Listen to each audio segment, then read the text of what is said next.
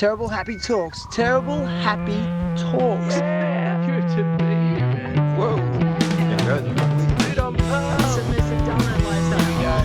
Three, two, one. Alright, let's do this. Today's guest is founder of the Drifter Surf Shops in Bali, surfer, charger, parent, entrepreneur, and all-round rad human, Mr Jake Mackenzie. This week, Jake is with me live and on location at Drifter Surf Shop in Bingin, Bali to check in, share journey, experiences, challenges, and hopes for the future. Mr Jake Mackenzie, welcome. Thank you for that introduction. No worries. And a special shout out to friend, inspiration, and this week's co-host, Mr Kristyan Stjerne. Greetings. Greetings. Greetings and salutations. Why do they call you Kish? Whew, long story. When I was a kid, my sisters couldn't pronounce Kristyan, so they called me Krish, and then it turned to Kish, and I haven't been able to shake it since. It's got a spiritual vibe to it, Kish. Don't you reckon? Yeah, I think it's a dyslexic person who can't say fish. Or Krishna, just Kish. So good. Yeah. Listen, man, it's such a treat having you two together. Straight away, like the second I sort of see you guys together, there's just such a rad like vibe and energy, and just really can tell there's just a long, solid friendship there. You guys just got back from Sumba on a surf trip. Jake, how many times have you been on surf trips with Kish? So let me just clarify surf trip. I like to call it more of a regeneration experience. Right. Yeah, we need it. Okay, technically it's a surf trip, but it's like recharging the batteries. Did you need that? Yeah. Why? I've been pretty much powering. I've been pretty much powering and really putting a lot of mental, mind, energy and power into this project that I've been working on for a little while. And so I just needed to just unplug. And Sumba is such an epic opportunity. Like both Kish and I we've been there a couple of times together now, and separately a bunch of separate occasions. And we've done a few trips over the years together to random different places around the planet. Mm-hmm. Like Sri Lanka would be kind of up high on that list, and Sumba. So amazing. Sumba's just back in time. Oh, dude, I can imagine. I've never been there. I've been to Sumbawa, but do you feel like Bali's really coming to life again? 100%, yes. Do you think maybe that was a cause of some like built up tension and anxiety for you dealing with the last 2 years as a businessman in this country? Definitely there was tension and anxiety, and I also think that was an awakening in itself to realize, that the strong parts of our life and our business remain, and the stuff that was no longer really serving a purpose and was, you could call it weak or not as important, was let go of. Yeah. And I think there was moments at the beginning of the pandemic for me as a businessman, and as a parent having to look after kids, and as an employee having to look after a lot of employees and feeling responsible, that there was fear. I was afraid. Definitely. Really? Oh, definitely. Just like the wheels of the billy cart were falling off. Like, despite being so established in Bali, like how long have you been here for? I've been in Bali about 20 years. Wow. And how long have you had a business here for? For about 16. Wow. 15, 16 years. Would you say, like, you've probably endured a lot in that time? Would you say that it was the hardest time since you've been here? Yeah, I think it's the hardest and the most rewarding. Really? Yeah, absolutely. No way, dude. I think the whole experience, what we've just been through, really highlighted what's important in life for me. Yeah. And also pinpoints the importance of community. Yeah. And, and who your friends are, and who your confidants are, and who the people you spend time with, and who you want to spend more time with. For me, it became very clear. It was like, there's no time to waste. It's like, I want to be around energy and vibrations and people that uplift. Of course, I'm in the world, and the reality is we're around all sorts of people all the time, but people I want to give energy to and receive energy from, I can choose. Yeah. And so once again, it was like this incredible polarity of like seemingly difficult obstacle, hardship, in reality became an incredible learning experience and teacher. And then you bring it down to the, if you're asking about business, business was tough, and then biggest learnings I've ever had in my life. Did it make you innovate and be more creative? Absolutely. I kicked off. I felt like I actually went into another gear. Yep. Dude, this is so inspiring. Yeah, I felt like I was able to really start just reaching deep inside and just making extra effort, not pulling back, diving in. And that's what I did. No way, dude. Absolutely. Yeah. What personal techniques do you use, aside from going on rad surf trips with good friends? Yeah. Right. What other personal techniques do you employ on a daily basis to manage that disease at times, monkey mind? Meditation is key. Okay. And that's what I was sort of leading to. Yeah, the beginning of the day, I like to sit and just spend 20, 25, 40 minutes, depending on what my day's planned out. And I've been training, Kish and I have actually been training together at the same establishment, you could call it, or gym. And that's a 7 a.m. session. Right. So kicking off the day with that, and then doing ice bath and sauna and infrared. Dude, I was talking to Kish about this earlier. So I read a thing recently how important it is for men 40 plus to do lift heavy things in terms of boosting testosterone levels, because it really starts to deplete after 40. So yeah, that's what we do. It was really beautiful on this last trip. We were all rooming together in the same structure, and I woke up every morning to seeing Jacob underneath the mosquito net looking like a Buddhist statue, that was like, I have these burnt images in my mind of just waking up at 4 a.m. and Jacob already in like deep meditation, and it inspired me to get back into my morning meditation, and right. I could feel the power of us both meditating simultaneously together in the same space. It like magnified it. See, that was the question I had for you. Like, do you feel a need to meditate, or does your art just provide you with that mental solace? Definitely, there's like moving meditation and that type of meditation, but Zazen meditation of sitting, legs crossed, spine erect, slowing the breath, watching the conscious thoughts go through and by, and seeing what comes in and comes out, and how it's touched. It's a different type of meditation that, I kind of went away from, and then hanging with Jake this last week, I found when I got back, I kept it going, so. Did you? Yeah, super cool. It's so, the company we keep is so important, like the inspirational company. That's it. That's part of the awakening for me on the level of, that whole 80-20 thing. You talk about that in the business structure, you're spending, 20% of your time making 80% of your return, and you're spending 80% making 20. So you got to figure out, well, I should be focusing on that 20 more, and I should be expanding on that. So look at relationships. So if I'm in a relationship with people and I want to give more love and grow it more, then I need to be spending that much time on the relationships I want to grow, and we have the power to choose. It's not like there's some random emotional trigger. It's like, no, I have the power to choose exactly who, when, and where I engage, and for meditation, for me in that respect, it really is that re-empowerment, re-energize of that core navigation system.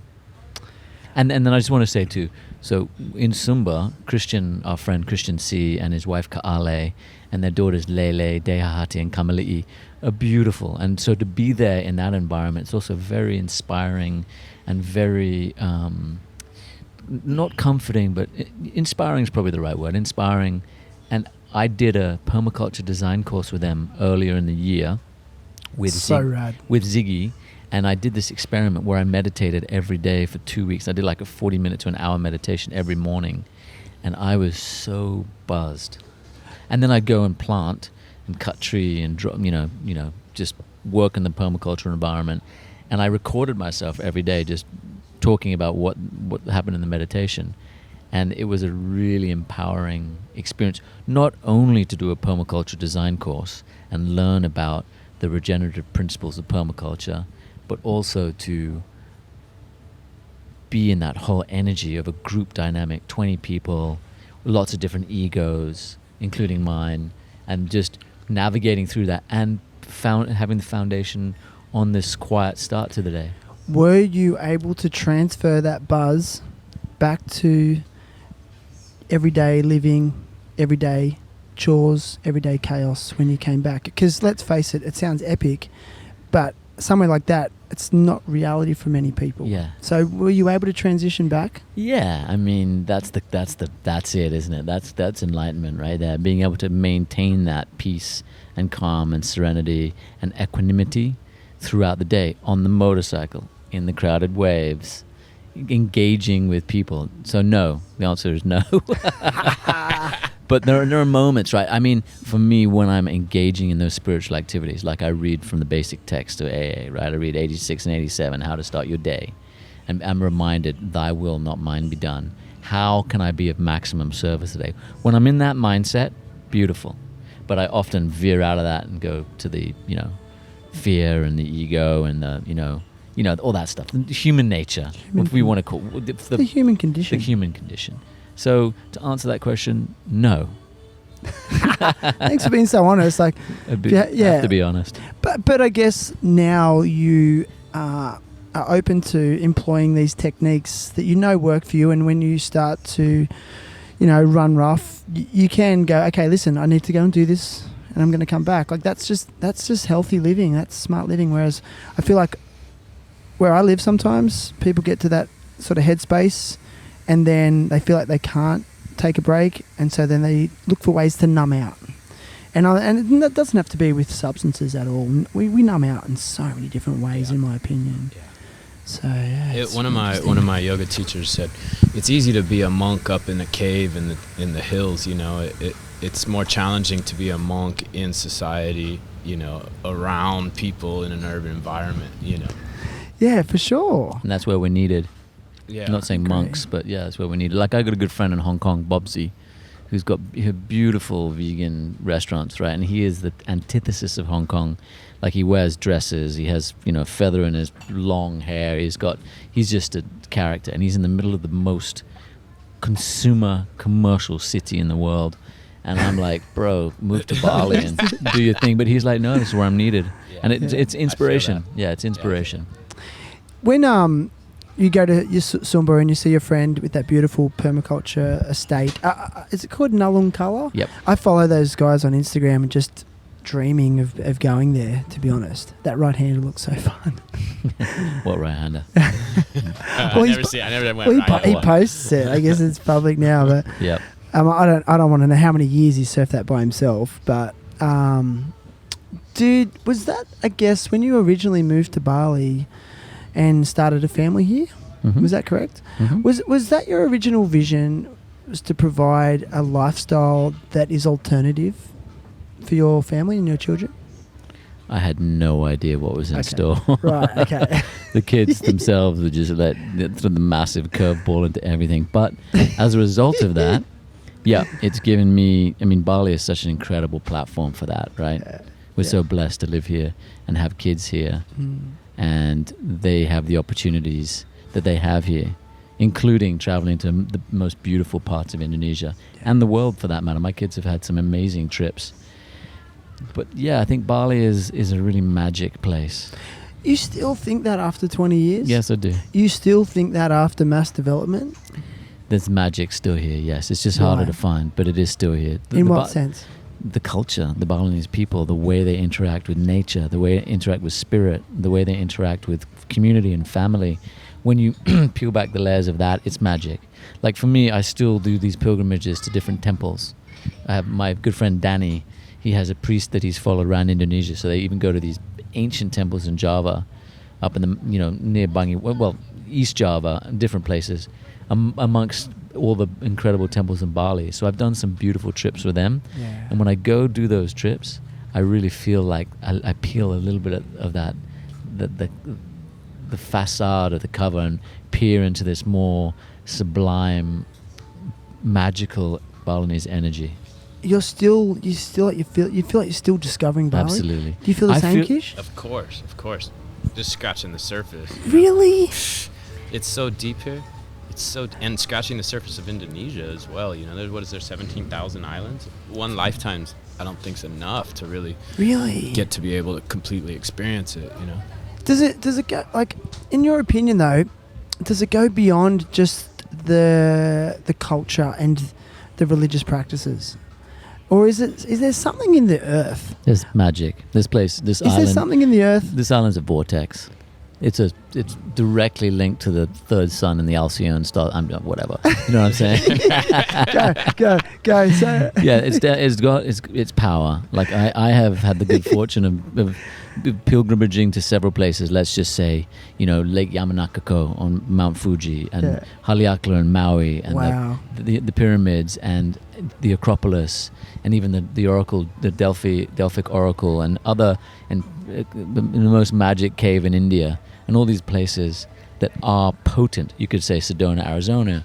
You could even say Byron on some levels. You could say all these power points, right? And Bali, for me, has invited me and welcomed me and given me so much. I really feel like this island has... Sorry, I just feel like I'm about to cry, bro. I'm not even joking. Sorry.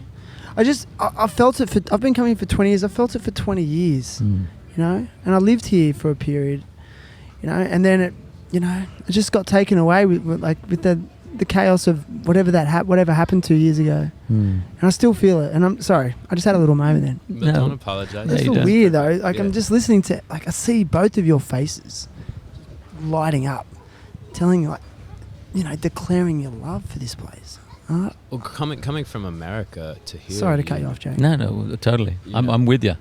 I know you are. Sorry, Kish. No. You know, growing up in the States, it was always like an esoteric thing to feel magic, you know, and it was something you'd read in books and you'd get glimpses of it. But here, it's the opposite, you know. The magic is everywhere, and the other stuff's secondary. Yeah. You know, and it's felt, it's lived, it's a part of the daily life here, you know. Yeah. And that's why I felt so at home, and I feel so blessed to be here, you know. It's amazing. Yeah. I surfed at the back of the cliff the other day. I don't want to say the name. I feel, as a surfer, you never say the name, but you know where it is. Yeah. Papua New Guinea. Up the reef. East Papua. Right up there. And I was there by myself for a few hours, and I just could not believe I'm in a very, what would be regarded as a busy part of Indonesia. I could have been a million miles away, you know. Yeah. So, and you guys are finding those moments.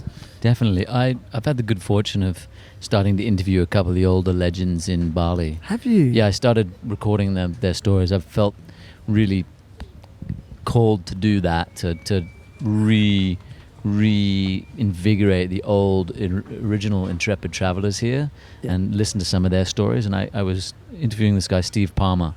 Steve's the original licensee for Quicksilver. In fact, I think he had all the licenses, Billabong, Quicksilver, Rip Curl at one point. And he's a legend. He's got a killer house right here at Padang. And he's just an all-around solid dude. Still surfs, still snowboards, still goes on trips. A very smart, savvy businessman. Someone I would consider a mentor, actually, on many levels. He's very established, has done very well for himself. So I sat down with him and spoke to him, and the takeaway after everything, he told me a couple of cosmic stories about, like, possessions back in the day of people, you know, Balinese as well as expats who, like, were possessed by spirits, and all these kind of, like, magical mystery trips and you know, experiences that he'd had. And he said the magic was very much alive. You could see it. It was everywhere. And then TV arrived. He said the magic changed when television arrived and when everyone started comparing themselves or realizing what they were lacking. And you know, that consumer, that beginning of that whole, whatever you want to call that, exchange of energy. And he said, but the magic's still here. You just got to look a bit further. You've got to look a bit deeper.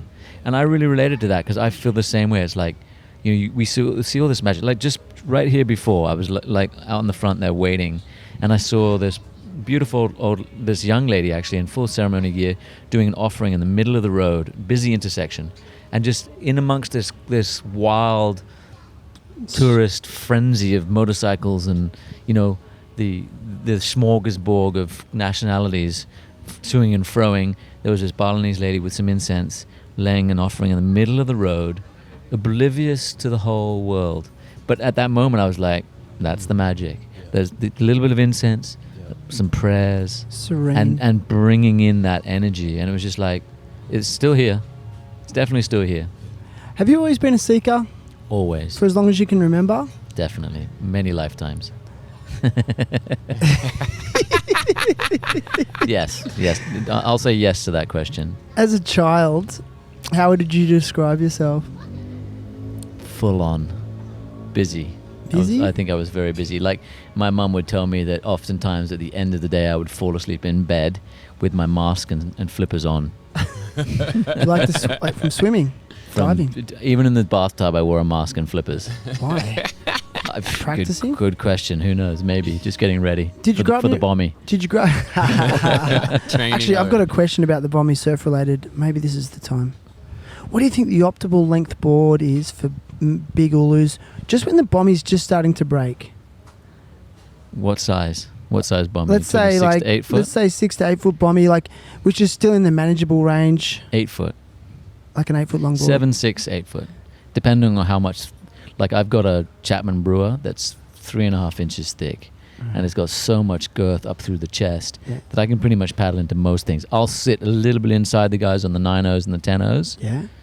At that size, I've seen plenty of crew on 10.0s taken off way in the back, or when it's bigger, 10, 12, 15 foot. Yeah. But 6 to 8 foot, 7, 6. 7, 6, 8. 7, 6, yeah. What about you, Kish? Well, sorry to jump straight to surfing, but I thought I'll jump on that while we were talking about it. Jacob gave me a 7.3 brewer. That one was 7.3, yeah, 7.6 maybe. 7.3, 7.6. And that's what. That was an exchange, bro. It was a. Yep. I traded a painting for a surfboard. And, good deal.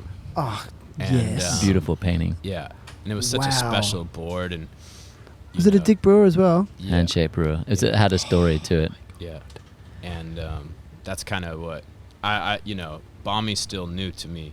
I've only been out there, a couple handfuls of time, and but that's what I'll run on the smaller Bombie days, and then on the bigger Bombie days like a 9.0. 9.0. Yeah.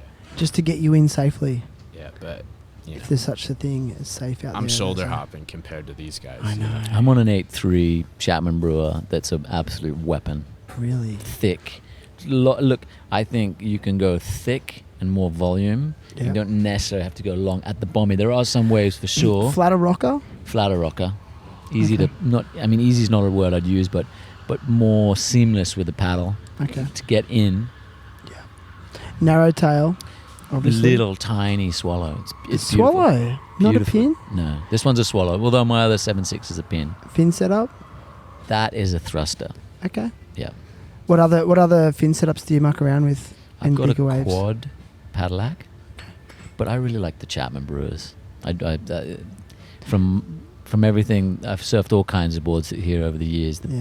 They're just something special. You feel it? Oh yeah. They're magic. Yeah.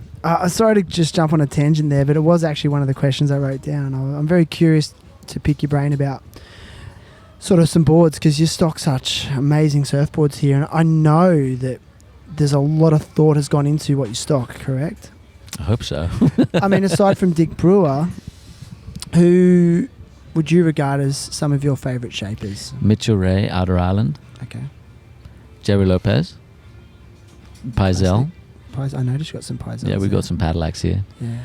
I would have to say they're up there. Those names probably suffice in the department of guns. Yeah. I mean, you could go Lyle Carlson. He's an amazing shape. He does a lot of ghost shaping for Dick Brewer. Yeah. I mean, Dylan, although I don't ride Dylan's, but Dylan's a very proficient shaper. Dylan Longbottom? Dylan Longbottom, yep. Amazing. Yep. But Outer Island, Mitchell knows how to get his way, build his way around a gun for sure. Build his way around. Yeah. He knows what he's doing. He's been doing it forever. Like he's how much? like 107 now, Mitchell? How old are you? Like, you know, that's what I often think with like shapers.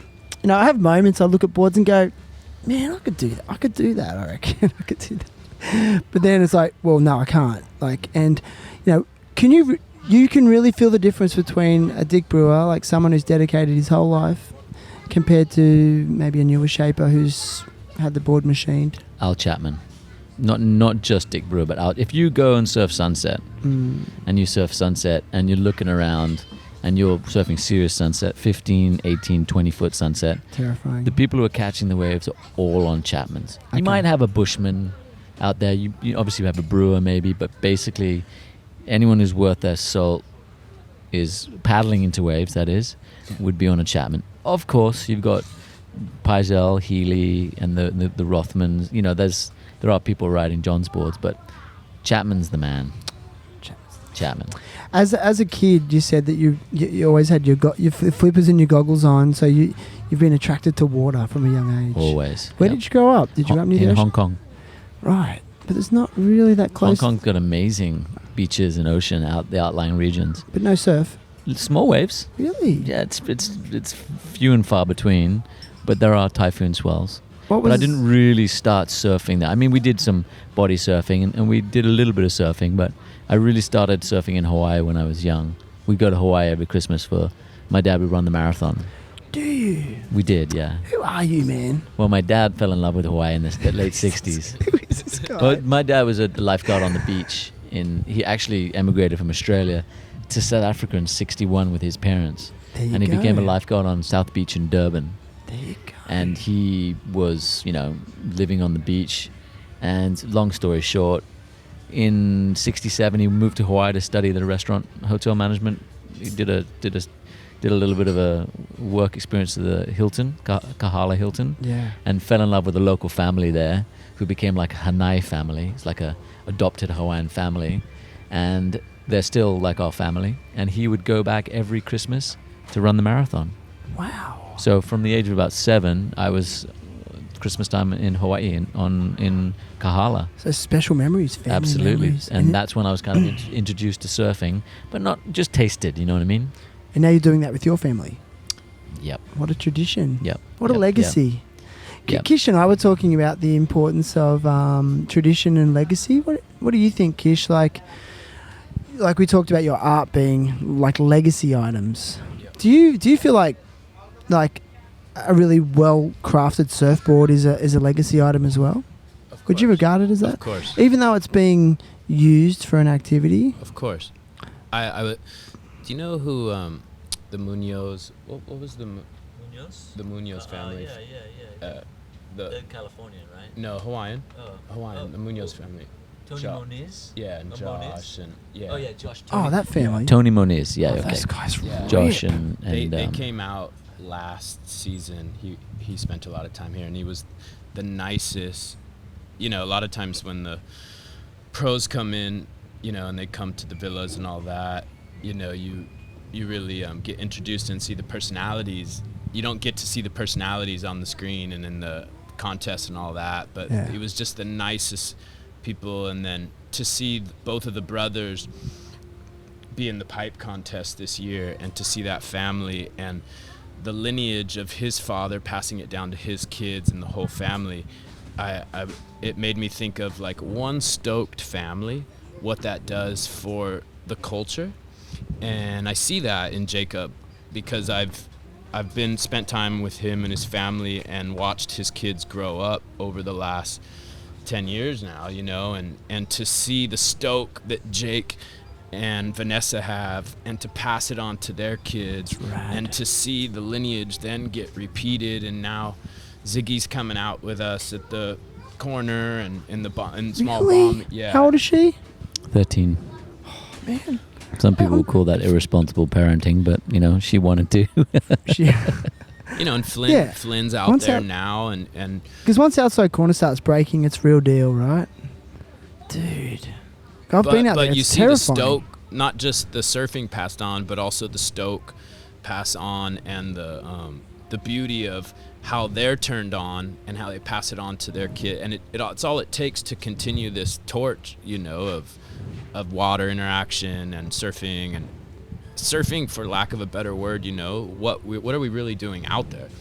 You know, we're not just surfing, you know, we're honoring and blessing and, you know, worshiping. Connecting. Yeah, all that, you know. All that. It's so true. Yeah. Like, as cliche as it sounds, it's so Yeah. important. But I also was just thinking, like, the importance that these families place on society, like these examples of solid families in a society with so many broken families. I think it's so necessary. And I think, like, when I hear stories as what you've said, and I follow you and your family from afar on social media. Like, I know, like, you take that stuff with a grain of salt. You don't really know what you're watching, but I just think it's just a great example of, I don't know, perpetuating, you know, a solid family structure and all that. I don't know. It's needed. Yeah, I think the ocean is such a healing force. Yeah. For me, Still, and, you know, what about when it's absolutely. crowded and you got the shits? Is it still a healing force?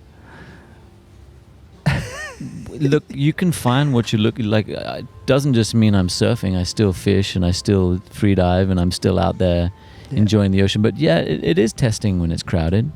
It is definitely testing. But then you can go find another little break somewhere. Yeah. You know, like, it's not that complicated to do. Like, this side of the islands, the wind's good today. The other side of the island's good today. There's less people on the other side of the island. So I have been doing some hit and runs. Like this morning I was up at 5. I took Ziggy to Canggu. Really? Yeah, you said that with like an element of like disdain. Yeah, well, I mean, it's not something I do regularly. But it is a rad beachy. Let's face it. Oh, dude, it was pumping this morning. Was it? It was pumping. I thought Everything was very like small. Echo, you know, the wedge, little sandbar, the river mouth. It was all pumping. Was it? It was pumping. I'll show you some video So later. consistent. I thought it was going to be tiny this morning, so Dude, I didn't even... it was pumping. And so Had a rest guaranteed day. the wind pattern today, other side would have been good too. Like So if you Nusa want Dua? to, Yeah. We don't say the names. all of it, the whole package. So yeah, it can be frustrating, but I suppose once again, you know, it all comes down to, like, you know, what you're willing to. Are you going to go and explore? I mean, I will get into the habit of, if the tide's 1.2, 1.4, 1.6, and there's swell, and the direction's good, I'm straight out to the wave out in front. You know what I mean? Yeah. And I get board shaped for it, and I know when it's good, and I hit it, and I've done my time there, so I don't wait. I wait my turn, but I'm also getting sets. You know what I mean? I understand. And I'll just go and do that. I know it. Boom. I can set your clock to it. You know, 5 out of 10 times you're going to score. Yeah. And that's just the way it is. And then when it's 6 foot to 8 foot, we're out there, and there's a tenth of the people. Yeah. So I don't surf the wave at the end of Ulus when it's 2 to 3 foot ever. I've learnt my lesson. It's just too frustrating. It becomes I'll go surf. angst. Yeah, I'll go surf 4 to 6 foot up the top. Yeah. Because, you know, I know most people out there. Yeah. And I know what I'm doing. You know what I mean? I know what you mean. But it still doesn't change the fact that, it can be frustrating. And yeah, it just, I guess that I wasn't trying to blindside you with that question. I just, you know, I think a lot of surfers spend a majority of their time surfing in heavy crowds, and it can get really disheartening at times. I know I experience it. I'm just like, I'd rather not surf sometimes and deal with that. And there's been times I get out of the water feeling worse than I did because I paddled around and there's someone on my inside like every time, and I just couldn't get a wave, and then I'm like, this surfing thing, you know. But we do it. Yeah. Look, I was going to go back and just, you know, preface the ocean is a very healing place. And I was just thinking of a moment for me. You asked about the family element of an experience where it was just like a pinnacle peak experience. And that was in Sri Lanka at this wave we like to go to, right on the edge of this national park with this ancient, you know, Shiva temple. And then there's 2,300-year-old Buddhist, you know, stupa right down the road. And there's elephants and peacocks and jackals and, you know, all kinds of bird life. And we're in this little spot, 2 to 3 feet. The wave goes for 150 meters, maybe more. And I've been there, and it's like, you know, thigh to chest high sand. And I've been there where we've just been doing circles with all my family and Kish and friends and just smiling and just spend, and the light is brighter, and the energy is just raised, and we're just I'm there all right doing. now. We're doing like there's Elias, there's pipos, there's hand planes, there's single fins, there's twin fins, there's mats, there's canoes. There's no canoes, but let's just say there's canoes. Dude, I'm there. You know I'm what I like, mean? I'm actually there. Just keep going. Keep going. We just do these circles, and we're just like, just beaming. And to me, I remember that, and it's just like one of the most priceless, if not the most priceless moment of my life, and has nothing to do with anything other than just full stoke. And just sharing with my family and friends, and doing the surfing thing. The surfing thing is the catalyst. Wow. So that, to me, that's what I mean when I'm talking about healing, and also the family connection and the friend connection. And obviously I say that, it's like I was going to say, and that has nothing to do with money, but preface that by saying, well, actually it took us, we had to get a plane, we had to stay in accommodation, we had to rent vehicles, we had to get food, so that there's an adventure to get to that point, to have that experience or that moment in time, that incredible. And I look back at that, and it's indelibly etched in my mind forever. So that's, for me, that is a real bonding, powerful, healing experience. And then throw in all the other shit, the crowds, and the skunk surf trips you go on. Like, we've all had plenty of them, and that's kind of the balance. It's those moments that keep you going. Bringing the kids and enjoying that with the kids and seeing them light up is a whole nother level of stoke and heart opening. So that's the nice picture, right? I painted a nice picture then. It was a rad picture. It's a rad story. Thank you. Sure. And then there's also, at the end of the rainbow, there are these incredible chocolate pancakes that are just made over this open fire by this little Sri Lankan dude in this literally a mud hut with sand floor, and he's just beaming from eye to eye. And we get one of the tuk-tuk drivers to bring it down to the beach for us, and we just gorge on these chocolate banana pancakes. Hey Kish, how good are they? Whew. It's good times, good times. Is it like old school Bali? Old school. Or better? Old It's school. just different, 40 years ago here. Yeah. Really? You drive along the roads and you don't see any cars. Wow. Where we go anyway, that little zone. You see a couple of tuk-tuks and you see some elephants. And you might see a pilgrim. Interesting. Yeah, they do the pilgrimage there. What's it like being a parent to teenagers? I don't call them teenagers. I call them drunken bipolar pirates. It's new to Why? me. It's new. I'm learning. Is it? It is. Is it? It is. It's new, and I'm definitely getting cracked wide open in a whole new way. Are you? Are you surprised? Yeah, I wasn't anticipating or expecting Weren't it. you? My You hadn't heard the 15-year-old. stories? Yeah, of course. But when it happens to you, it's like, did you know about having kids before you had kids? No, You had no idea, right? But you No. heard the stories. I did. And then you have it happen, you're like, And you don't really know. they didn't tell me any of this. I know. Why? Why don't they Because- tell us this shit? Because it'd be zero population growth. No, I don't say that in a negative. But so the teenage thing is, I know where I come from. And I know what I got up to as a boy, as an adolescent, as a man. And I was pretty out of control from a young age. So. And my son is not. He's like, Flynn's the oldest, right? My oldest, he's 15, and he's experimenting. He's out there doing what teenagers do, and being a recovering person, recovering alcoholic. I have a tendency to go to the extreme, and in this case, it's like he doesn't have that same gene, from what I can see. Really? So it's an interesting one. I'm like, I've got to be really more accepting. I really do need to. And Vanessa balances that very much. So you were sober when you conceived him? Yes. See, maybe it's just not in his DNA now because you were sober. I I'll be honest, that's for me. I was sober years before we had our first child, and I feel so enriched thinking about the fact that my children will never see me drunk. They've never seen me with a drink, and already they notice it.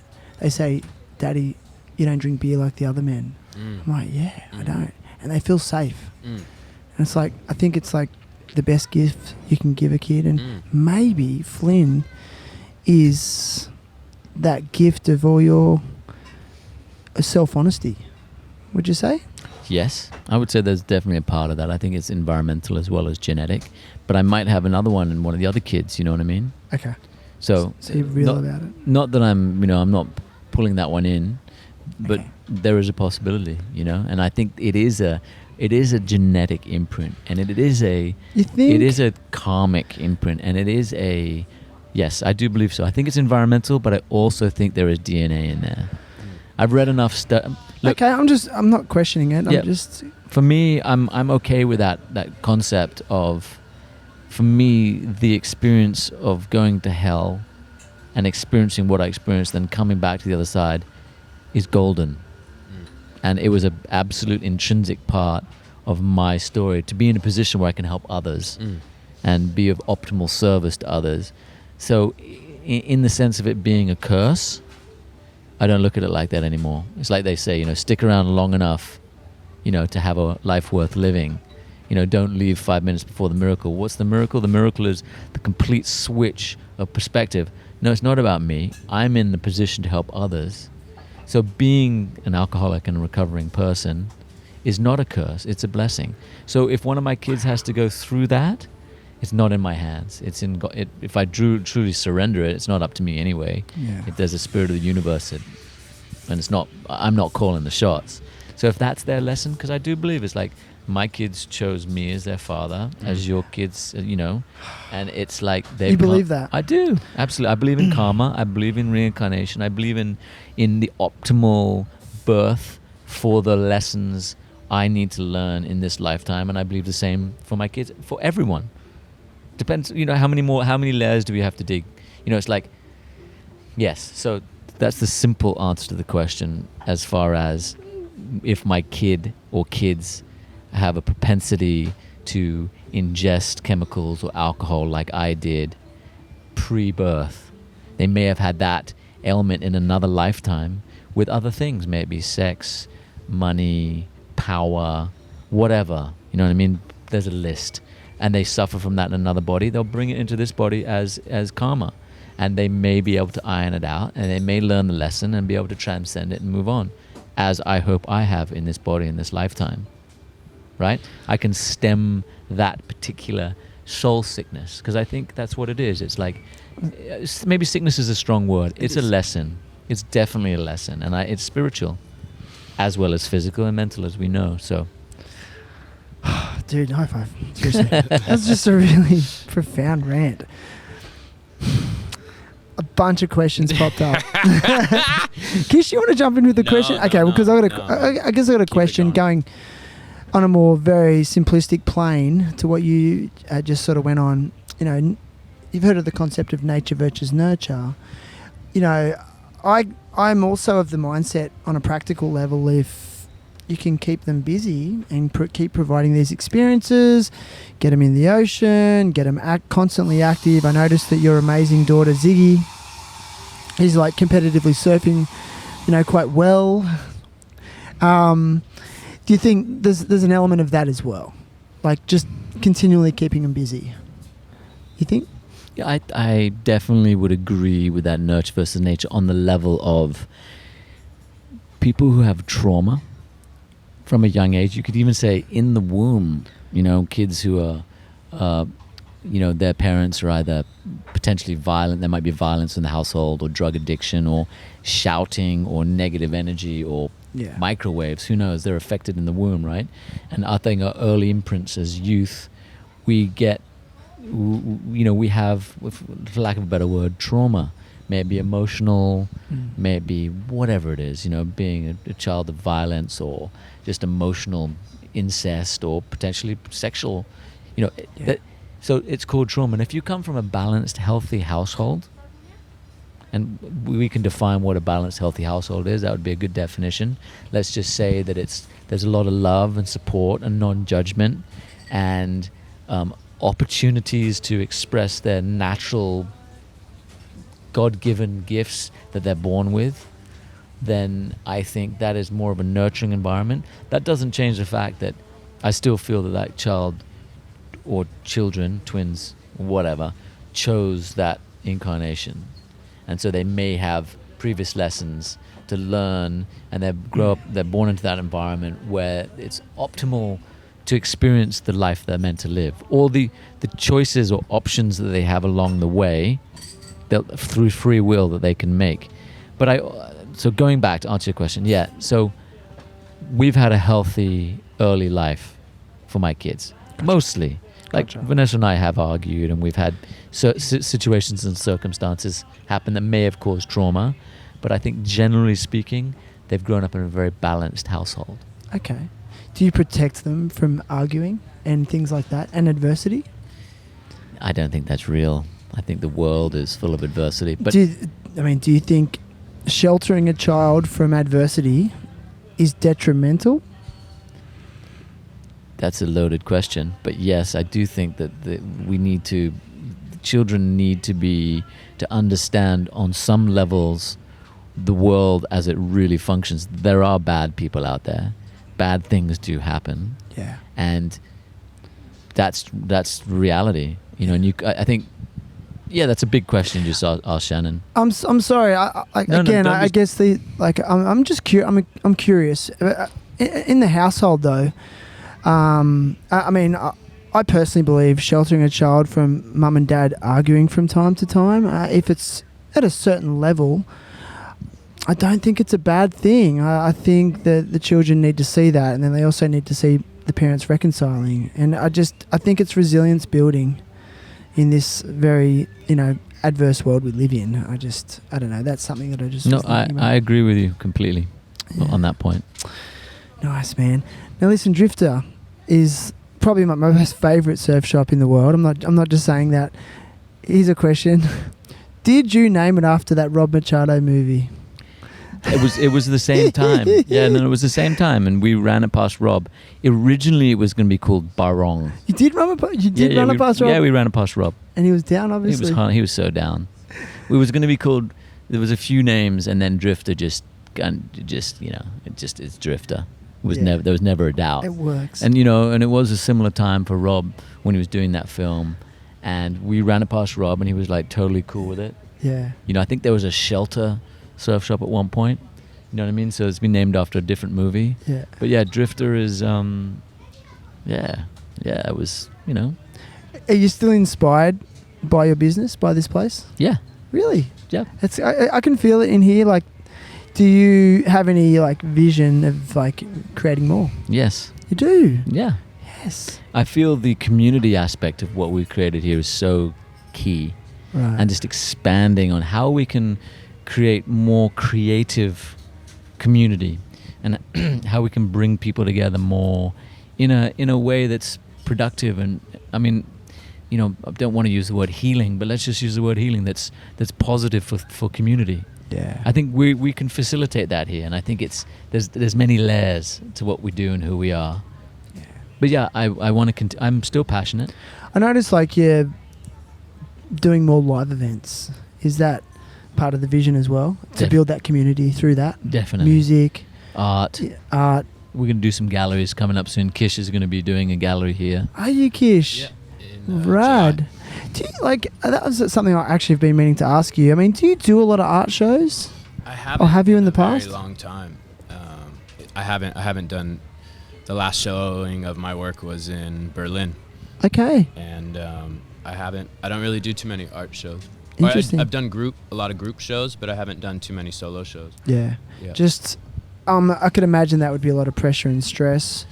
No, it's just my paintings take so long to make that I can only do one or two a year, or a couple a year. Yeah. So it's no stress though, It's nothing like that. I enjoy it because, like we were speaking earlier, I don't get a chance to show too many people my work. Once the paintings are done, they're shipped off, and I never get to see them again. So I love to see them in a crowded room and see people interact with them, and I feel like it's when the paintings come to life. Yeah, right. Yeah. That's so cool, man.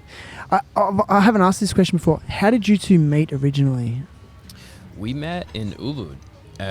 Jake was at a vegan restaurant doing a surf yogi's delivery. Yeah. And that's when he was doing the surf yogis sunscreen thing, and Amazing. and I said, oh, surf yogis, I love surf yogis, I'm a surfer and a yogi, you know, and we just bonded. Right, he's like, here, take some sunscreen, and we just bonded right then, and that was about 10 years ago. Nice, man. Yeah, and there's been a synergy ever since, you know. Yeah, you feel it when you meet some people like that. I've got like 5 friends in my life. Like, as soon as I've met them, we've just gone like, yes. Yeah. Like I can't explain it.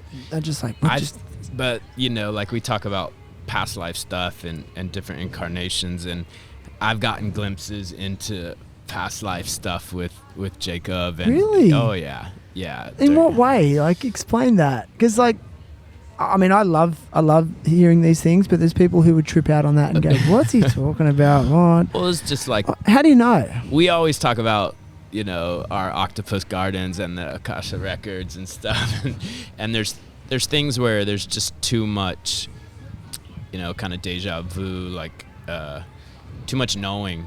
Yeah. You know, of innate stuff that resonates inside of me when I speak with him and when we talk about story. And you know, I've had some of my best moments in life with Jacob, you know, so waves shared, trips, like we said, like these moments that he was speaking of Sri Lanka. And you know, I've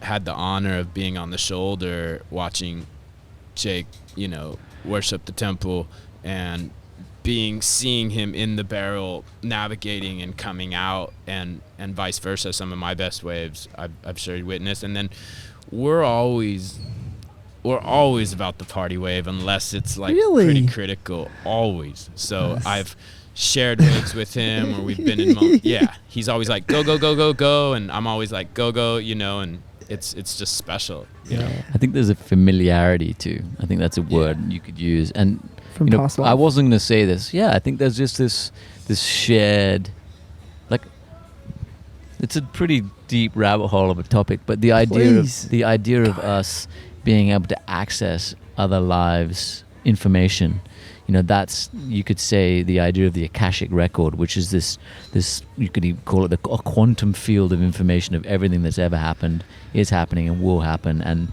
plugging into it like ascended masters or advanced spiritual beings have full access to that information because they are beyond the veil of this limited 3D dimensional spacesuit we're sitting in right now having this conversation. The access to alternative dimensions is much more open to them. And I think we sometimes, through some modalities, you could call it through plant medicine, through psychedelics, through meditation, through breath work, you glimpse past that veil and have access to a much vaster fountain or reservoir of knowledge. And if you are at the level where you feel like you have experienced reincarnation, or you feel like you've lived before, I have that knowing myself, you know, like, no doubt for me. Like, I've seen some past lives I've had very clearly. And so there's not a question. It just, there's a knowing. And also, how do you access that knowledge? How do you access the positive aspects of it? Like skills you might have had in a different life, languages you might have spoken in a different life. You just have familiarity with places. You just have a knowing with people. You keep connecting with people in different bodies and different lifetimes. So that's just that's the broad stroke. Like, before I met Kish, I had this really interesting meditation experience where I saw this dreadlock, Rasta, sadhu, surfing, and just being so stoked. Just, it was more like I actually touched the energy of the experience and not the person, the energy of Kish. And then I met him, and I was like, oh yeah, it's the same energy. No way. So that was my experience, and it was more about this this energy of rekindling memory of a soul that I've had experience with and shared journey with. And then I've seen other stuff too in my inner eye, which just solidifies that knowing for me. You know, I say that, and it's like each to their own. You know, I can understand those who are like, no, you know, at the end, the ashes to ashes, dust for dust, and sweet. and like Cool. call us crazy and this stuff, but it's real to us, you know. Yeah.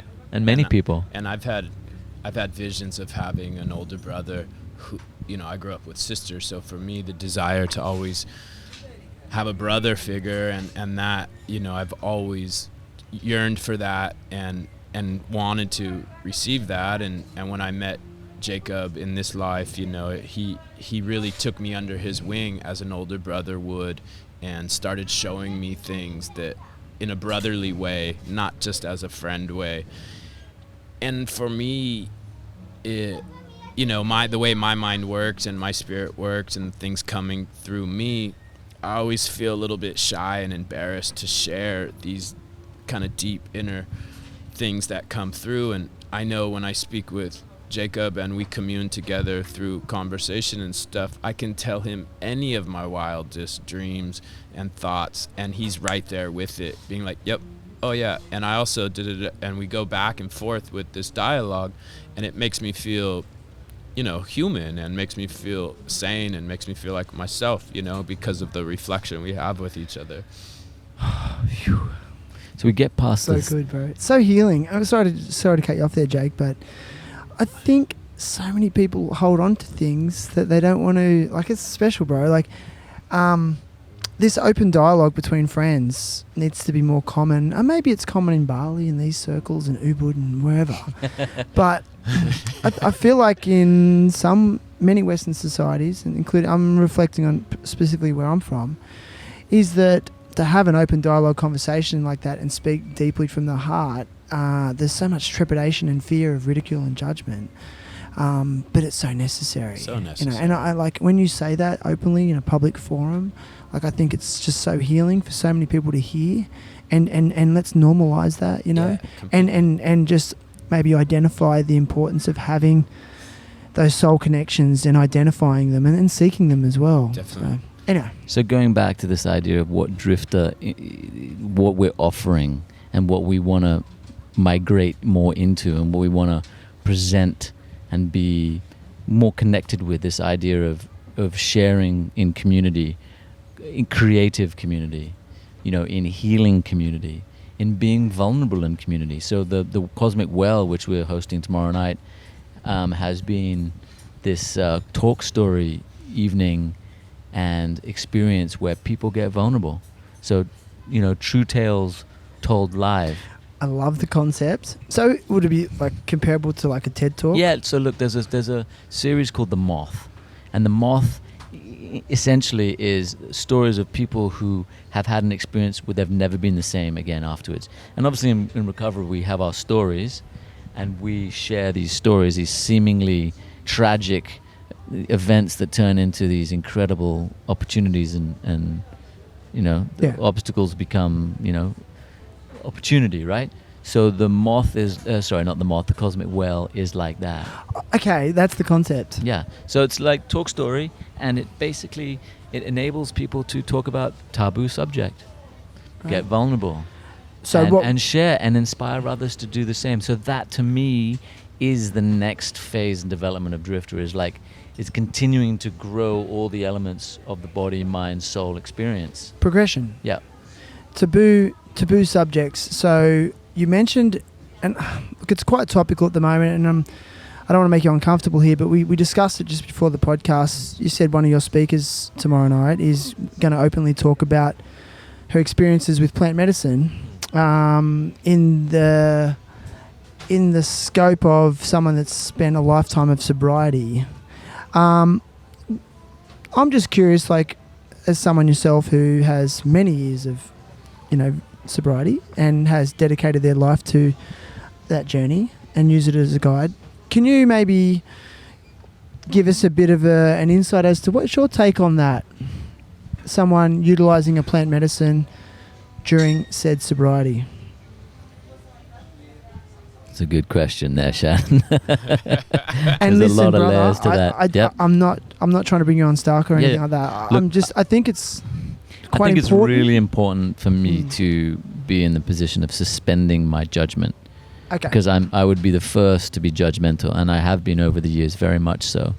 And in this case, I think it's very important to honor everyone's journey what I like to say this in meetings sometimes. What could save my life could kill you, and what could kill you could save my life. So That's heavy. I don't want to put a broad, sweeping, generalized statement saying this is absolute. Because when I hear anyone talking in absolutes, I'm always a little bit leery of that absolute conversation. So in this case, I, at this point, have not been called to do that particular form of, whatever you want to call it, journeying through plant medicine, and maybe uncovering truths about myself that were deeply buried, and I wasn't able to look at using the tools of work in the steps and the other tools that we're taught. I think in cohesion with recovery, the 12 steps, having a sponsor, having sponsees, then, I mean, each to their own. I mean, I would not recommend it for anyone who's new in recovery, personally. And I haven't done it in recovery, so I don't speak from experience of actually knowing what the result is, but I've done enough research to understand that from my perspective and understanding, it's like you get to see yourself as a mirror of how you're interacting on this planet with the earth, with relationship with self, with relationship with all the elements around, and it's a very quick recalibration, and you get to see yourself, if you're open to that, and how you can adjust and rejig your sails and recalibrate and come back onto the path if you're off the path. Or it can be an accelerator to dig through traumas. I mean, I know a friend who did an ayahuasca journey, and he's not in recovery, and he had done a few, and he had this experience where he had the mother come to him in this embodied form, and these beings all around him, and they did some kind of psychic surgery on him. And he's a yogi, and he'd been practicing for years, and he had this really deep groin issue that he wasn't able to get into certain advanced yogic positions, and he'd been working on it with teachers. And in the process of this one session, these beings came in and did this surgery on him, and he wasn't affected by that moving forwards. So once again, I have to suspend judgment, and I constantly need to be reminded that I'm not in charge, that God is. And if that, whatever you want to call it, God, Goddess, Krishna, Christ, Buddha, Allah, Muhammad, Moses, Mahavira, then that's your trip. And I need to remember that, I need to be tuning in. You'll stand out of the way. Yeah. Well, I mean, for me, I haven't been called. I hear people talking often about being called by the mother, being called by the plant medicine, and then coming into a situation where it's perfectly laid out in front of them. They've met the person, they're in the environment. Potentially they're doing detox, they're fasting with it, they're doing sauna, they're doing other medicines to prep themselves for the actual journey. It's a process, and it's done with respect and love toward the medicine, toward the earth. And it's a small part of a bigger program and a bigger picture. It's, from what I understand as well, like it's assisted therapy.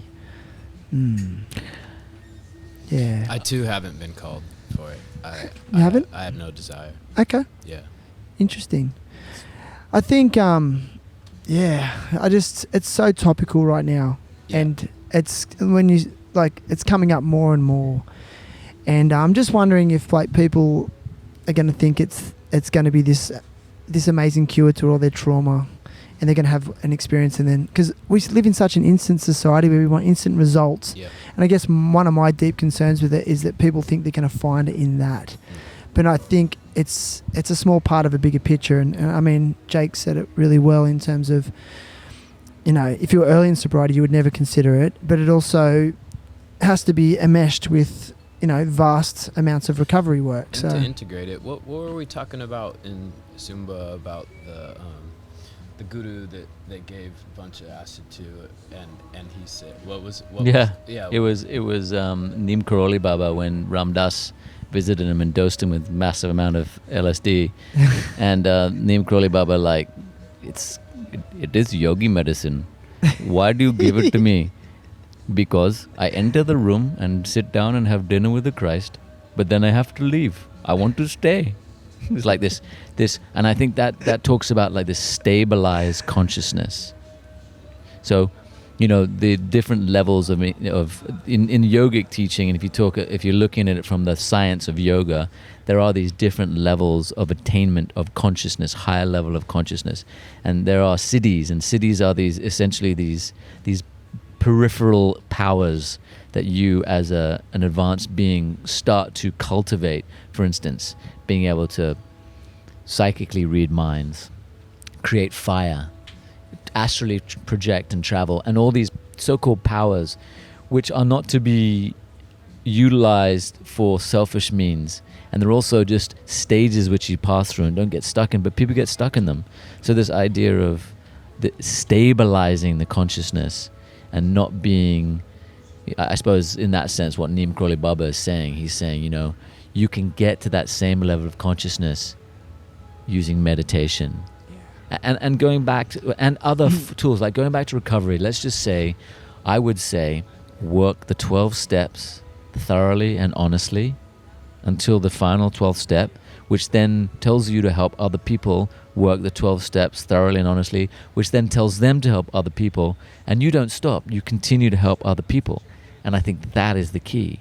If you're in the spirit of service to whatever you want to call it, to man, to brother, to sister, to animals, then that is the secret sauce right there, in my understanding. And so, do you need these powerful, visionary, psychedelic experiences to get you there? Some people may. They may need a kick up the arse. But in recovery, we're talking about people in recovery, I think we tend to be a little bit more off-kilter and mentally deranged. You know what I mean? Especially in the first, especially in the first 10 years, and even 20 first 10 years of sobriety, maybe even more. So I say that because do the indicated steps and use the tools by which to be happy, joyous, and free, right? And then once you're happy, joyous, and free, and you come to the other side of that on more of a stabilized, you're like on a daily basis, then maybe something like that might be an option. But we're talking about plant medicine again, right? I know. You just made a comment, especially in the first 10 years. I remember I heard Jerry Lopez said in an interview once, he said, like surfing, takes you about the first 20 years just to work it all out, and then it starts to get good, It's like, but 10,000 hours. 10,000 hours, but Jake, man, there's just so many, really, I don't know where to start with you, to be honest. You've got me overwhelmed. What would you say to someone that says, I can't meditate? Okay. Well, there's like Kish was saying, man, it's like he paints. Walking meditation, it's a word, right? Yeah. I mean, what does it represent? I mean, playing music, when you get out of self, when you get out of self and you get out of your agendas and your thoughtalizations and your intentions even and your plans, that's meditation. Get out of that, and basically suspend. I suppose that's awareness. That's mindfulness. So meditation is the word. It's like when I sit in meditation, and it takes me about 20 minutes to settle down.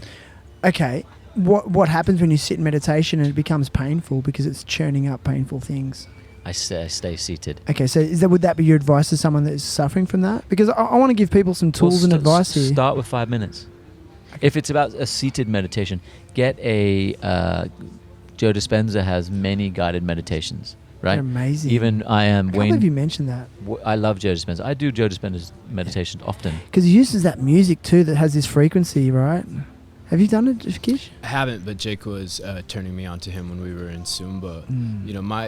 My teacher explained to me meditation is the ability to focus the mind's concentration without separation for a period of time. Okay. So whatever activity it is, whether you're playing music, right now we're meditating on each other's articulations and not focusing on anything else but, so it's the ability to focus your mind's power and intentions without separation. When people start to do seated meditation and unravel the mind's consciousness, usually in my experience is the first part is the thought pattern is either about the past or about the future. Yeah. And once you can separate your mind's attention from that stream and look at it not from the river's perspective but from the shore, watching those thoughts go by, then you have the ability to create space from it. If you have the ability to create space from it, then you have the ability to not be attached to it. Then another form of the mind's power and mind's thought patterns come into play, and you're not, in yogic terms, they call it the monkey mind. So then you put the monkey on a stool and sit it next to you and have it do tricks for you when you want it to. It doesn't control you, you control it. Right. And so once that power, it's like a muscle, once you develop it and strengthen it over time, then you have the ability to channel it and direct it and focus it into areas of your life that's more like what Jake was speaking of, the higher levels of our human abilities. And they're seen as mystic powers and that, but it's, to a yogi, it's very natural, it's very normal, these abilities. Yeah, you just seem like someone that, Kish, that has, you can just tell that you've been living it and breathing it for a long period of your life, and it resonates, like it comes out. Same with you, Jake. One thing I like about Joe Dispenza is his concept of, and I don't know if it's original, but that concept of defining yourself by visions of your future self. I just love that element of it. It just really inspiring. And I think the idea of keep it simple.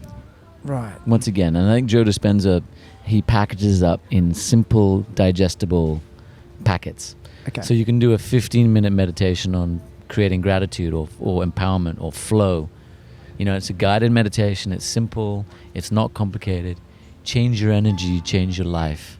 Like you just said, Shannon, how would you walk in the future? How would you feel? What's your energy? And I've been practicing one lately, which is about, so you are grateful. When you're grateful, you've already received. Gotcha. So it's this change your energy, change your life, change your energy. So where do you focus your energy? And that goes back to this whole pandemic thing for me. Doing a big circle, it's like I can focus absolutely on the negativity and the negative aspects of it, but I choose not to. I'm looking at it as it has been an incredibly powerful learning experience. What I did was I went inside. I started really meditating. I started training.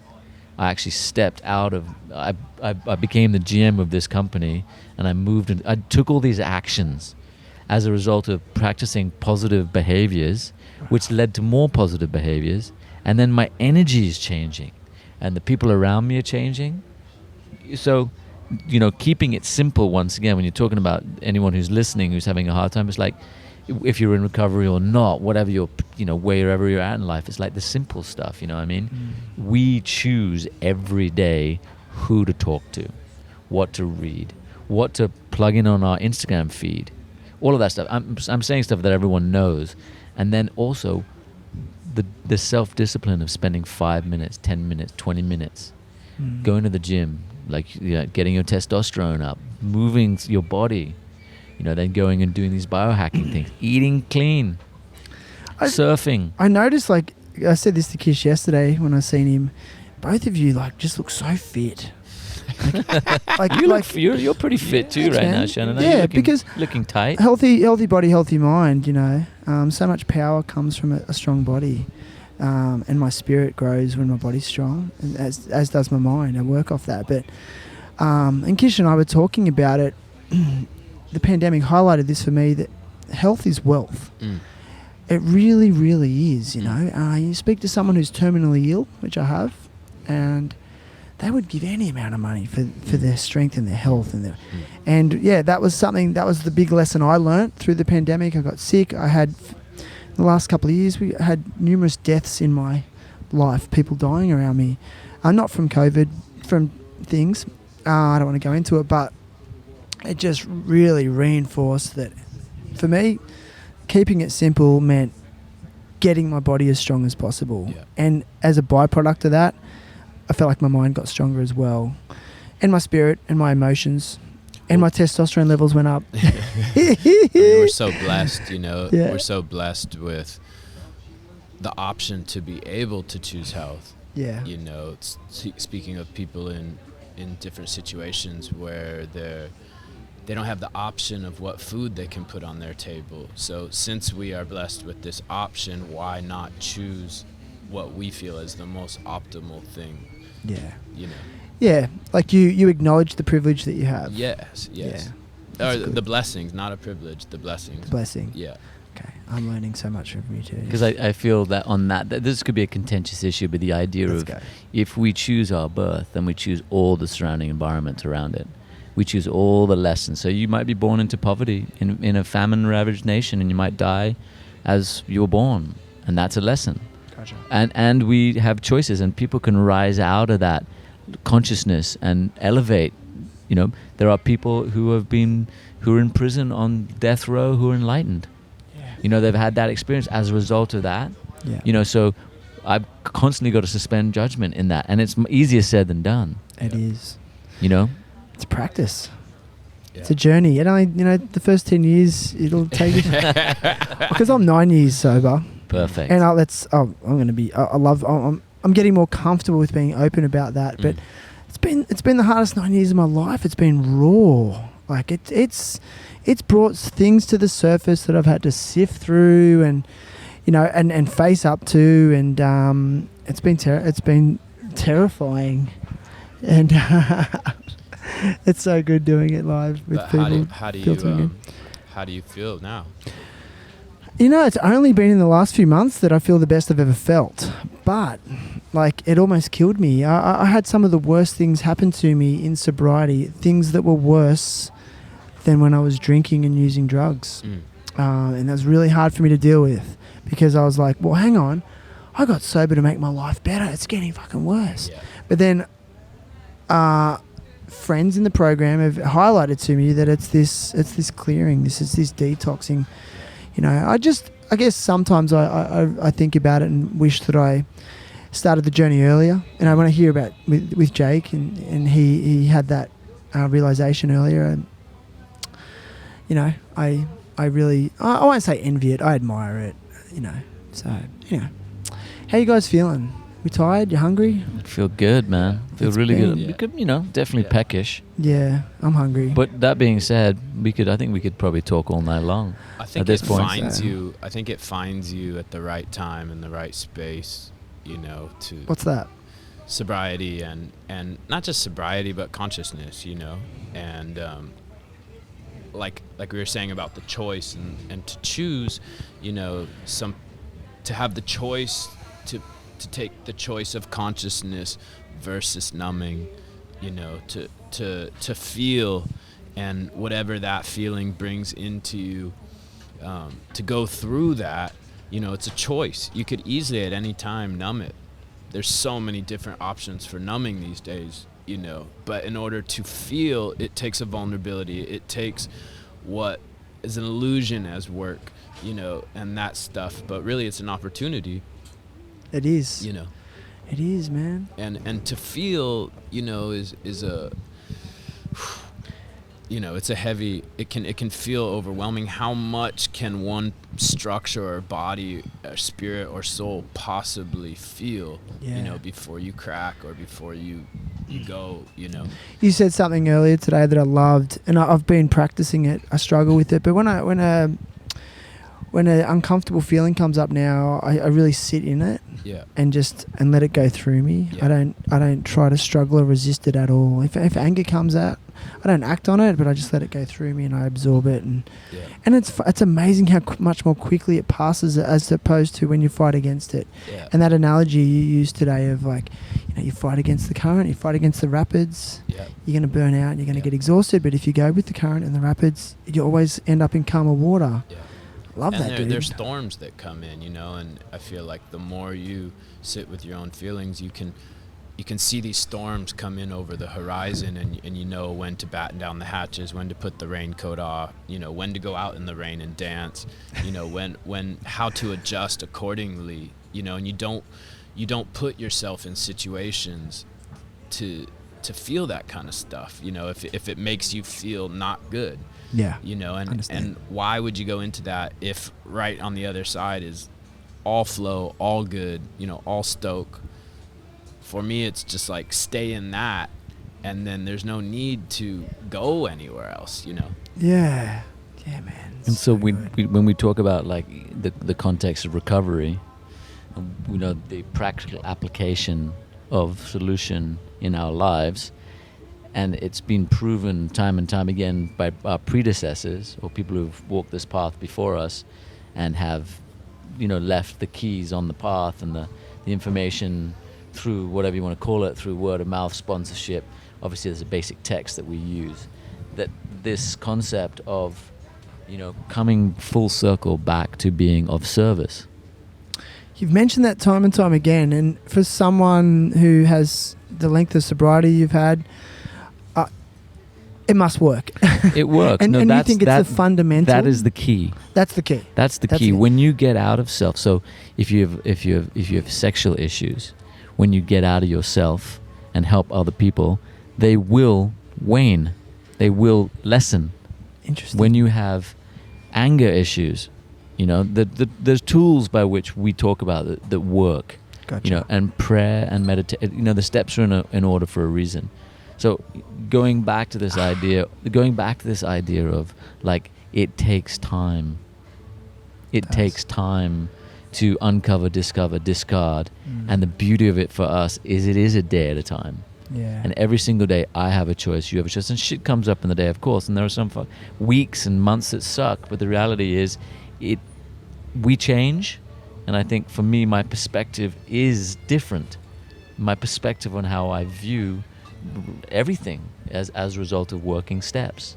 Wow, man. You know, and I feel that, I'll say it again, that's the key. Say it again. The 12 key. step that is the key of getting out of self. Right, but what about someone who's really struggling with their recovery and they can't get to step 12? They get to step 4 and 5 and they can't make that list, and they can't face up to some truths, and they can't write out their resentments, and it's too painful for them. And they what can they skip to the service part? Absolutely. They can? Absolutely. Okay. You know, there's no reason. I mean, let's send that message out there, because I guess I sort of knew the answer to that question, but absolutely. Yeah. Okay. I mean, look, I'm not on any pedestal, or I'm not a saint in any stretch of the imagination. No, I know, that's what I love about you. And the reality is that I've made way more mistakes in my recovery than I ever did when I was actively a maniac. And I've created a lot more wreckage in the present than I ever did in the past. And so, and I know that, you know, my keys to happiness and my keys to being happy, joyous, and free are getting out of self. Yes. And how do you get out of self? And it's laid out for us. Do the 12 steps. Because I was told, the elevator's broken, take the steps. Okay, give us an example, like, because, you know, like, I think we should start wrapping it up soon, but give us an example of being of service. Go. Give us a practical example someone could do on a base level. In recovery, having a sponsor and having a sponsee, helping someone through the book, through the steps. And I'm breaking it right down. Like, a sponsee may be a bit overwhelming for some people. This is a relationship with someone where you share and identify. Yeah. Okay. So you basically are one close a mentor. Confidant. You have a mentor, and you are a mentor. That's the easiest words. Confidant, somebody you can help. And it's not like they need to ask you. You can tell them, I'm going to help you. I'm going to be your sponsor, or I'm going to be your friend. Whatever it is, I'm going to help you because I'm 3 days more sober than you. Okay. We're talking about in recovery, right? Once again, like that, it's a pretty it's a very specialized topic. But break it. You know, I'm not in recovery, but I'm sober from drinking of 6 years. You know, so but for me, being of service is take it on the simplicity of what needs to be done throughout your day. You know, the person that dropped their purse, you know, you pick it up for them and you give it to them. You know, the person that needs help carrying the box, you take it. And you know, throughout our day, we're constantly asked to be of service, you know. Totally. I suppose it's the mentality, it's the perspective of how am I of ultimate use? How can you use me to be of ultimate use?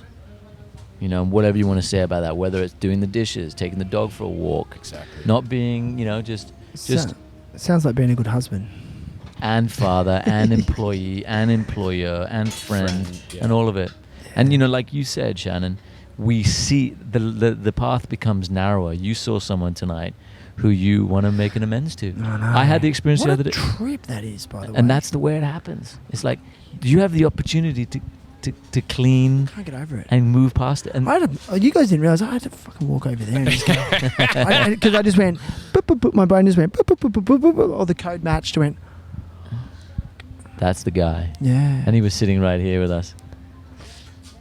Great. That's a good It's thing. like that happened to me twice today. But see how painful it is? Twice. Bullshit. It did, and I chose.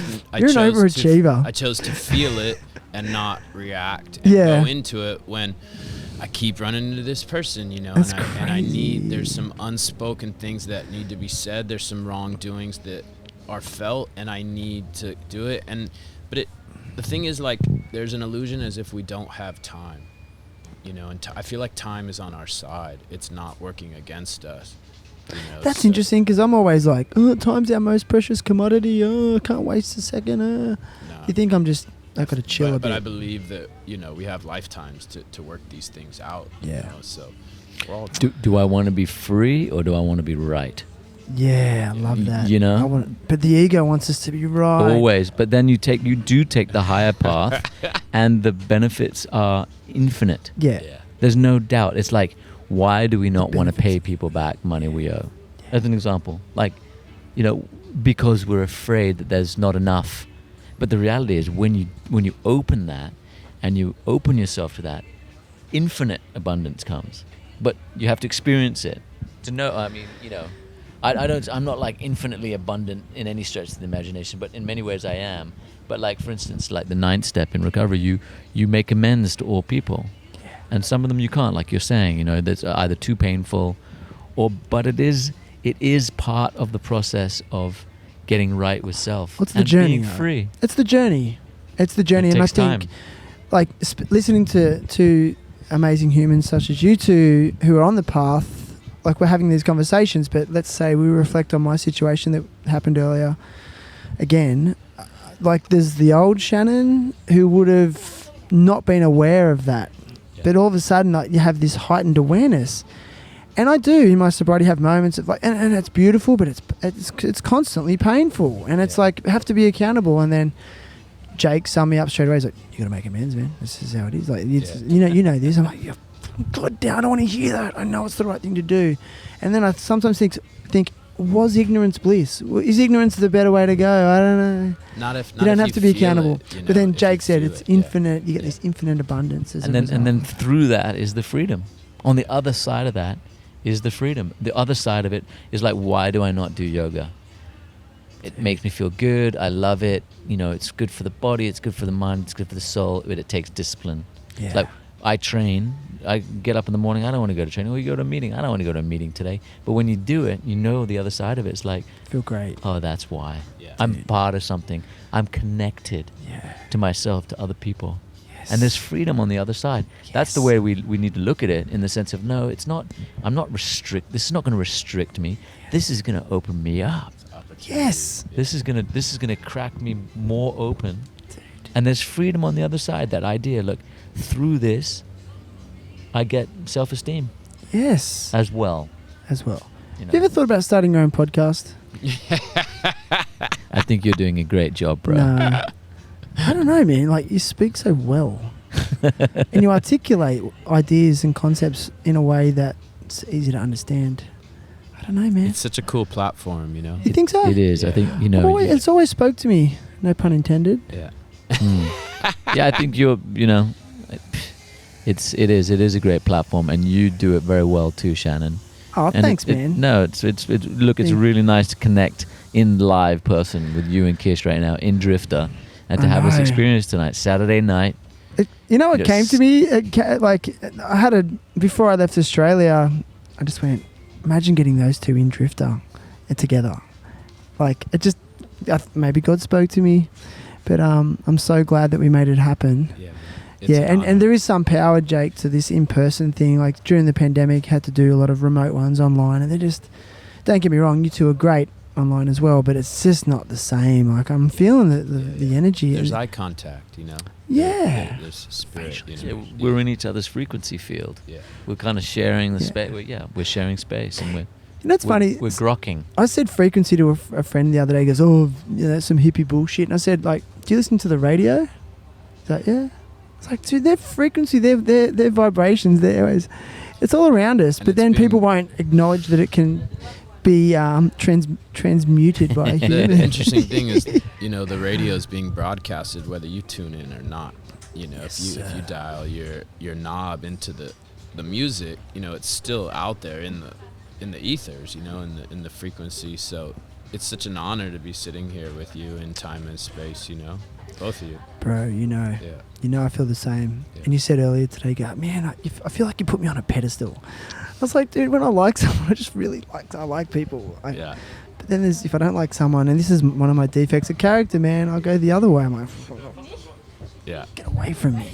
And I'll ice them out so hard. It's such a defect. Yeah, and there's something in there, go in there next time and bring them into the frequency and see how you vibe, Yeah. Well, listen, it's been epic, and I think we all need to eat, but Jake, I ask all guests to come to the podcast with a cause they want to support or advocate for. It can be a charity, it can be a social enterprise, or it can just be a philosophy of some kind. Have you got something for us today? Yeah, definitely. My personal fund for surf travel. Sorry. That's religion. Let me cloak it in some other device. No, thanks Shannon for asking. But yeah, we did a really, really cool event around Christmas last year with this orphanage called the Chloe Orphanage, right? And Father Victor, or the Pastor Victor, he's adopted 19 kids. I believe it's 19. Stop it. And he's basically they're Eastern Tenggara, so East. So it's a Christian orphanage, because in Indonesia you have to designate what kind of orphanage, if it's Hindu or Islamic or Christian. Yeah. So I'm wanting to do more stuff with those guys. Like, we did a Christmas Carol event here at Drifter with them, right? With these kids, and they sang so beautifully. Seriously, wow. It was like heartrending. Yes. So I want to do more with them this year. So I'm looking for ideas, as well as ideas and energy to do something with them. He was wanting to do some kind of event to help them pay for the orphanage for the costs. There's 19 kids, and he's a Victor. He's a pastor. So that would be right now would be my personal. What's it called again? It's Chloe. The orphanage is called the Chloe. I can give you more information. That's okay. So I'll find a link to that. Yeah. And if you scroll down in this episode show notes, you'll find a link to Chloe Orphanage. Yeah. And get on their website or any of their platforms and see how you can be of service. Maybe, donating money is always a good option, but I believe that if you can donate your time and energy, that's always better. So thanks for sharing that one. And you can find this episode on terriblehappytalks.com, and also all of the major podcasting platforms such as Spotify, Apple Podcasts, Buzzsprout, Stitcher, iHeartRadio, Google Podcasts, Podcast Addict. But whatever platform you like to listen on, it always helps if you subscribe and leave a review. It just helps me to continue having rad conversations weekly with rad humans such as Jake Mackenzie and Kristyan Stjerne. Thank you, gentlemen. Thank you, dudes. I love this. Yes, let's go and get some burritos.